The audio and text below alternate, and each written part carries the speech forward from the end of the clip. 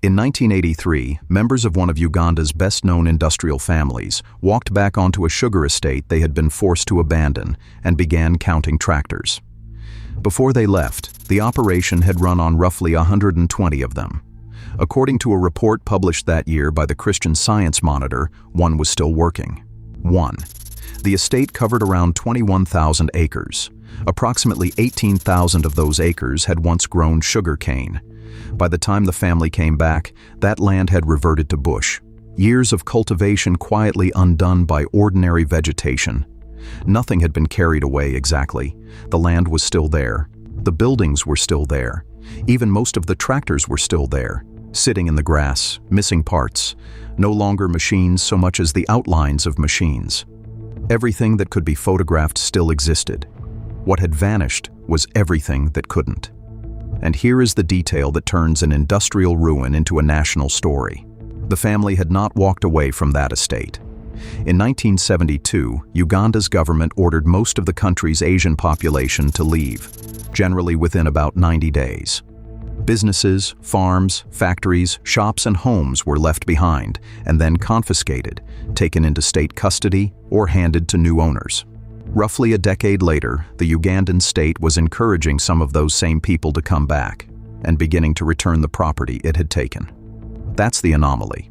A government removes a commercial community in the name of economic liberation, and then, within about 10 years, starts building legal machinery to bring parts of it back. The easy version of this story is a story about one man. Idi Amin ruled Uganda. Amin was violent and erratic. Amin did something destructive, and Uganda paid for it. That version is emotionally satisfying and analytically useless. It explains a personality. It doesn't explain a mechanism. Because the harder question isn't why a dictator issued a radical order, it's why an order that transferred an enormous amount of visible wealth to Ugandans so often failed to transfer the thing that made that wealth valuable in the first place. To understand that, you have to understand what Uganda actually inherited in 1962, the year it became independent. South Asian communities had existed in East Africa before British rule. But British imperial expansion dramatically increased South Asian migration into the region and drew Asian workers, merchants, professionals, and intermediaries into the machinery of the colonial economy. Over decades, that produced something more specific than diversity.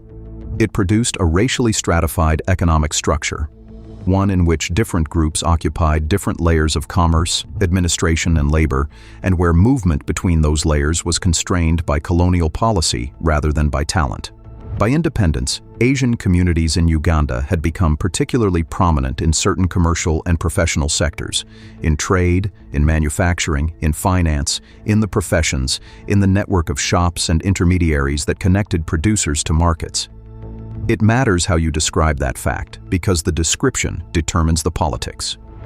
This was not a case of a foreign community that arrived, extracted, and stayed apart. Many Ugandan Asians had been born in Uganda. Uganda was their home, their language, their business, their graveyard. And they were not uniformly wealthy. Economic status inside that community varied enormously, from major industrialists down to shopkeepers and clerks living on ordinary incomes. But it is equally true that the structure they operated inside had been built by an empire that organized economic opportunity along racial lines. So Uganda entered independence carrying a genuine, unresolved political problem, one that had nothing to do with any individual's behavior. The country now had political sovereignty.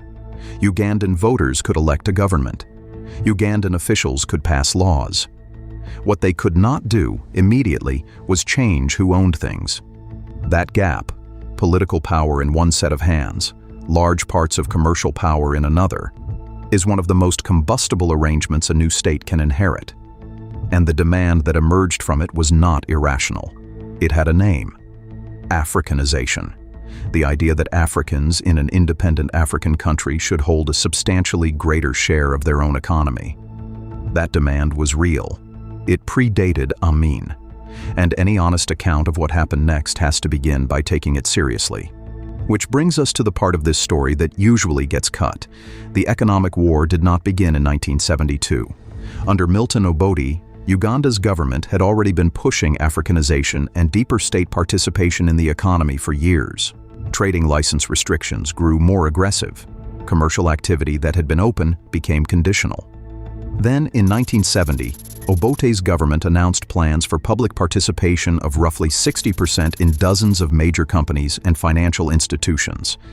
Not confiscation, not expulsion, but a declaration that the state intended to take controlling stakes across a large portion of the formal economy. Now watch what happens to behavior, because this is the first appearance of the mechanism that dominates the rest of this story. Investors do not respond to what a government has done. They respond to what they expect it to do next. One scholarly account of the period reports that in 1970, private capital flowing out of Uganda exceeded private capital flowing in by a factor of roughly 16. Money was leaving. Some Asian Ugandans were leaving too, quietly, individually, before any expulsion order existed. That number deserves a moment, because it reframes the entire timeline. Before Idi Amin took power, before any deadline, before any confiscation, Uganda's business confidence was already deteriorating.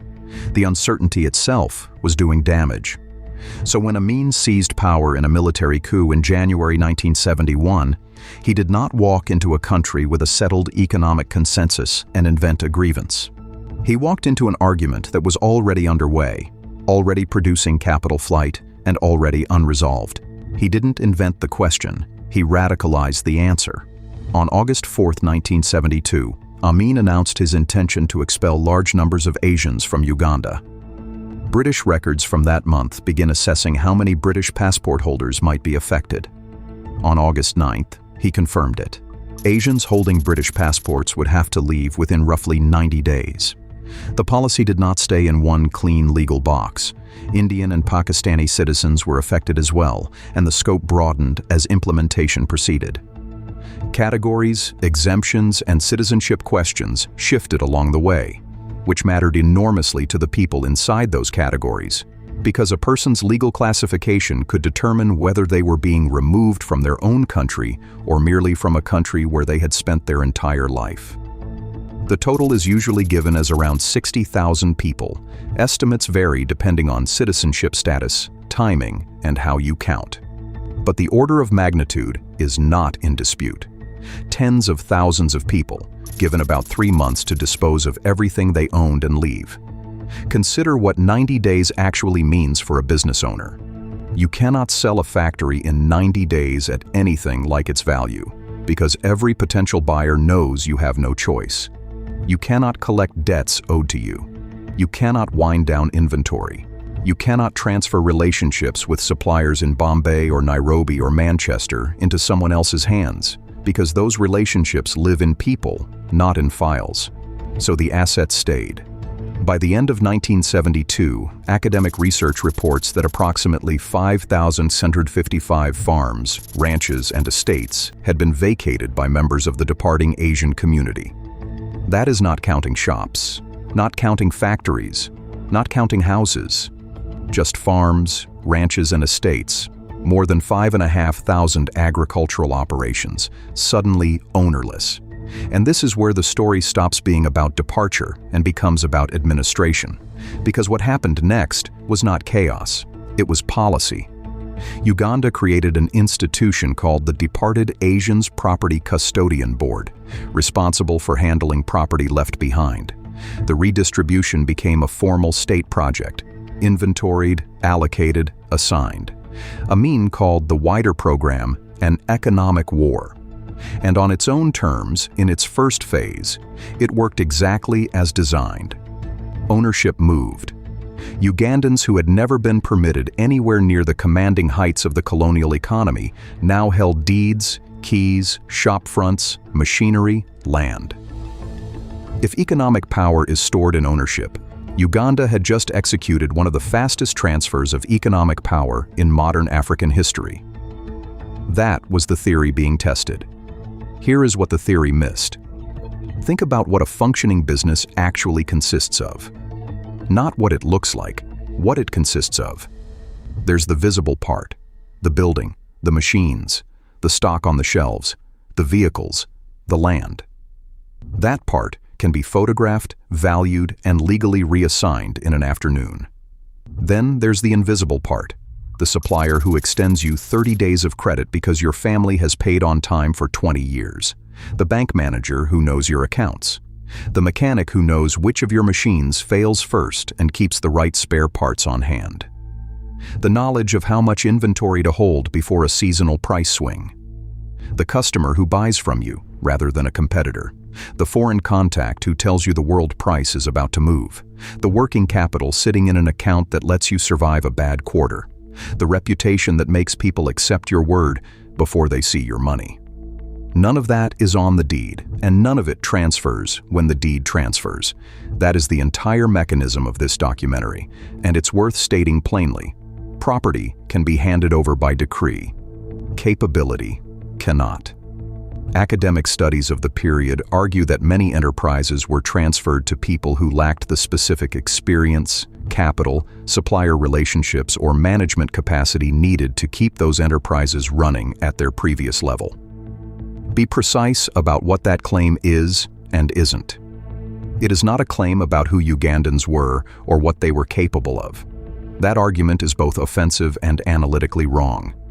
Plenty of the new operators were capable, ambitious people, and some businesses continued.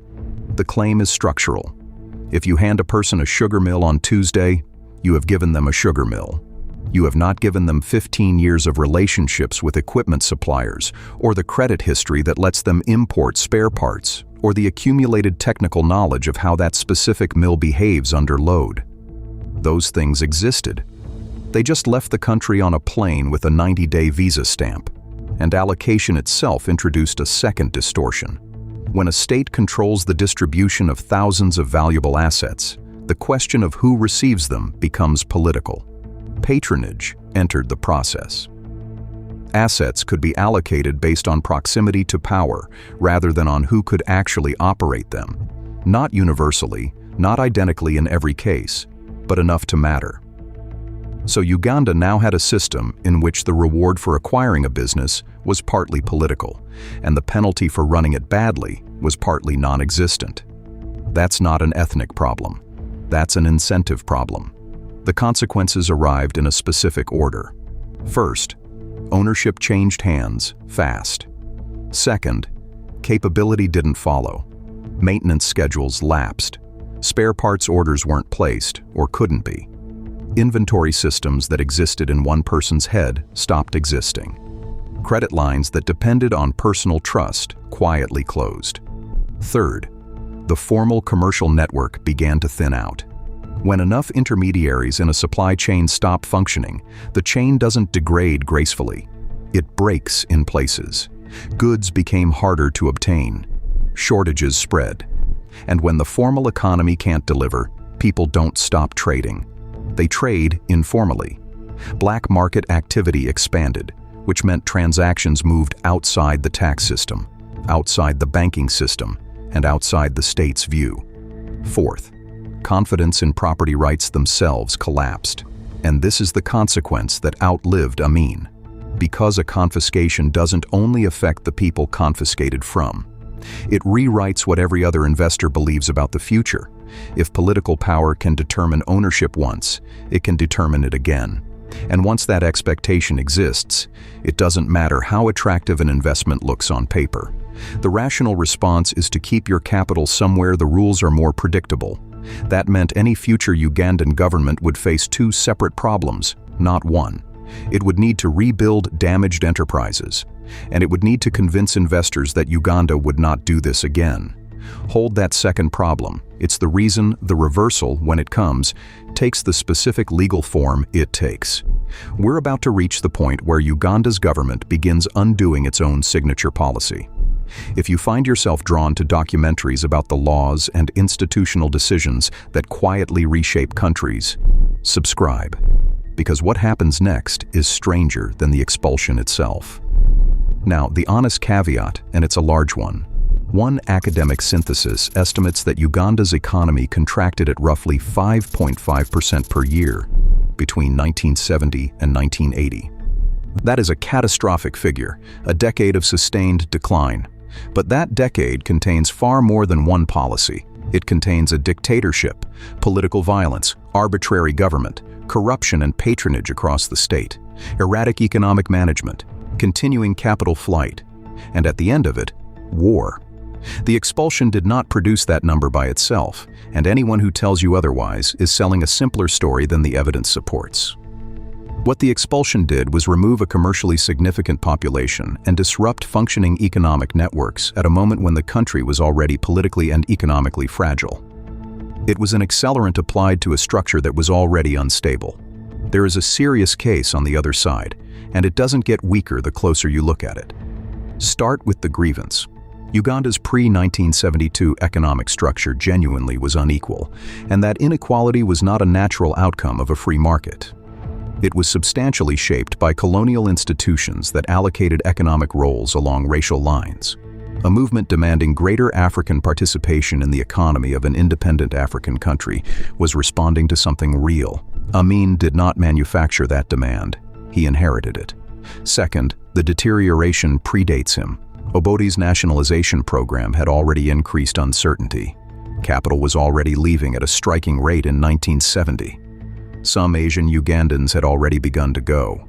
If you drew the line at 1972 and blamed everything after it on the expulsion, you would be attributing to one decision the effects of a policy direction that started years earlier. Third, Amin's regime damaged Uganda through many channels that had nothing to do with the expulsion. A government that is arbitrary, violent, and unpredictable destroys economic value continuously in every sector, whether or not it deports anyone. Isolating the expulsion's specific contribution from that environment is genuinely difficult, and the honest answer is that nobody can do it with precision. And fourth, the mirror image, Uganda's later recovery cannot be credited to returning Asian business families either. Recovery involved political stabilization, broad economic liberalization, domestic entrepreneurship, foreign investment, international assistance, macroeconomic reform, and changing external conditions. The tidy four-step version, expel, collapse, invite back, recover, is not what happened. So what survives all of that? This. The mechanism doesn't depend on the expulsion being the sole cause of anything. It only requires that removing a large part of a commercial ecosystem faster than you can build a replacement produces predictable damage. And the strongest evidence for that isn't in an academic model. It's in what the Ugandan state itself eventually decided to do. Amin's regime fell in 1979. Uganda did not recover. The country remained politically unstable and economically wrecked, and the assets seized in 1972 were by then, in many cases, worth a fraction of what they had been. And it's here that the reversal begins. Earlier than most tellings of this story admit, and under a name most people wouldn't expect. Not Museveni, Obote. In the early 1980s, with Milton Obote back in power, the same leader whose government had pushed nationalization before Amin, former Asian business owners began being encouraged to return and rebuild. That is how the Madvani family came to be standing on their estate in 1983, counting one working tractor out of roughly 120, looking at 18,000 acres of former cane fields that had gone back to bush. Now you know what those opening numbers actually represent. Not theft, not destruction in the dramatic sense. 10 years of an enterprise operating without the invisible half of itself, without the parts orders, the maintenance knowledge, the working capital, the credit, the supplier relationships. The land never moved. The productive capacity drained out of it. And then the reversal stopped being an invitation and became law. In 1982, Uganda adopted the Expropriated Properties Act, legislation creating a formal mechanism for returning property confiscated during the military regime to its former owners, and contemplating those owners coming back to Uganda to manage the restored businesses. Read that against 1972, and the symmetry is almost exact. The state had told these people, leave and your property stays. Now the state was saying, return and reclaim it. This was not rhetoric. UK parliamentary records from June 1984 list properties that had already been handed back, including properties associated with the Madvani Group and the Meta Group, among others. 2 years before Yoweri Museveni took power, restitution was already happening. Museveni took power in 1986, and his government continued and widened the shift toward restitution, private investment, protection of investors, and attracting capital. That combination is not a coincidence. Remember the two problems Uganda faced: broken enterprises and broken confidence. Restitution addressed both at once. Returning property to its former owners repaired specific businesses. But more importantly, it sent a signal to everyone watching. The rules have changed again, and this time in the direction of protection rather than seizure. Museveni has repeatedly described Amin's expulsion of Asian business people and investors as a major economic mistake, and his government has used that history as a reference point when courting foreign capital. That is his interpretation, offered by a politician with an investment case to make, not a neutral verdict from the historical record. He remains Uganda's president in 2026, and he is still making the argument. Not everyone came back. Many of the families expelled in 1972 rebuilt permanently in Britain, Canada, India, and elsewhere, and had no interest in returning to a country that had once given them 90 days. The people who returned were a subset: some families, some major business groups, some capital. The community that existed before 1972 was not reassembled. It was replaced by something smaller and more selective. Strip this story down, and what's left is a single assumption, tested at national scale. Amin's government treated ownership as the source of economic power. If Ugandans held the shops, the factories, the farms, the estates, then Ugandans would control Uganda's economy. It's a clean idea. It has obvious political appeal, and it can be implemented very quickly. Uganda did it in about 90 days. What the following decade demonstrated is that productive capacity isn't stored in the place the theory said it was. It's distributed across relationships, technical knowledge, credit, trust, management experience, incentives, and institutions, none of which appear on a title deed, and none of which can be reassigned by an official with a clipboard. Uganda could transfer a sugar estate in an afternoon. It could not transfer the network that kept 120 tractors running, and so the state that had built an institution to take the property spent the following years building a law to give it back, recovering the assets long after the capability that made them worth taking had dispersed across 4 continents. Which leaves the question the whole story is really about, and it isn't whether Idi Amin was wrong. That one answers itself. The harder question is this: was Uganda's failure the goal of Africanizing its economy, or the belief that economic capacity could be transferred simply by transferring who owned it?